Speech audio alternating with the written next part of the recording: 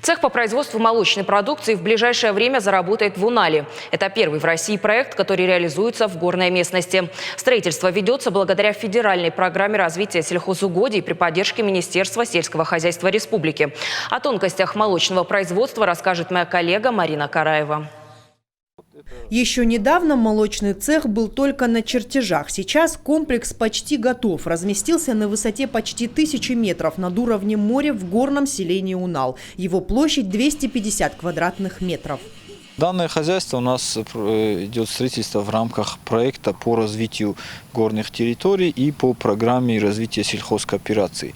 В прошлом году мы объединились с несколькими крестьянско-фермерскими хозяйствами и производителями и переработчиками сельхозпродукции. Поучаствовали в программе Минсельхоза, получили грант и с помощью софинансирования мы начали строительство вот этого объекта.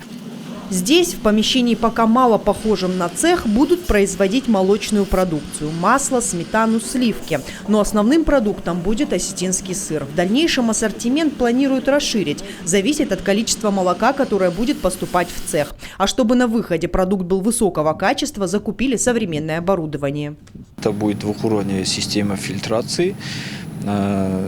Кроме этого будет сепарирование молока, чтобы молоко было постоянно одной и той же жирности. Молоко сюда будут привозить из 5 животноводческих ферм, которые тоже находятся в горных селах – Зинцаре, Архоне, Тибе и в самом Унале. В сутки планируют перерабатывать до 5 тонн молока. По словам руководителя проекта, при максимальной мощности в цехе можно будет производить до 15 тонн сыра в месяц.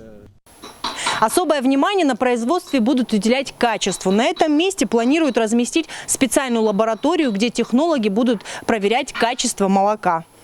Чистота и гигиена – главное в производстве молочной продукции, утверждает руководитель проекта Руслан Сагараев. Поэтому здесь все будет соответствовать санитарным нормам. Поэтому у нас будет здесь располагаться зона приемки, которая не будет связана непосредственно с производством, то есть там будет отдельный вход, насосами будет закачиваться, там же будет происходить уже и мойка самих емкостей и цистерны.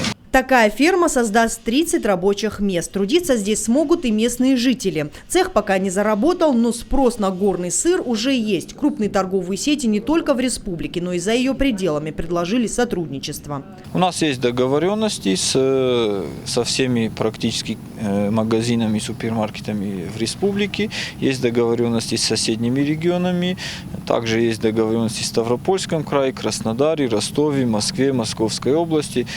И есть подписанные договоры с федеральными сетями «Магнит», «Дикси», «Метро» и «Пятерочка». Строительство на завершающем этапе. Уже провели коммуникации, электричество, воду. Скоро будет и газ. А на полу уложат специальное химически стойкое покрытие. Запустить цех планируют в конце февраля.